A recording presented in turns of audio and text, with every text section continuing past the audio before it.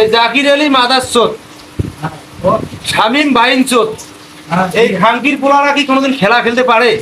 এদেরকে দিয়ে গরু চলা দরকার, না হয় কনেকশন সাইডে নিয়ে আসি রডের ফুটকি মারা দরকার। এই মাদারচোদেরা কোনোদিন খেলা খেলতে পারবে না, এদের দিয়ে কোনো ভরসাও করা যায় না, এদের দিয়ে কোনো ভরসাই নাই। এত কষ্ট করিয়া আমরা খেলা দেখতেছি কাজকাম বাদ দিয়ে,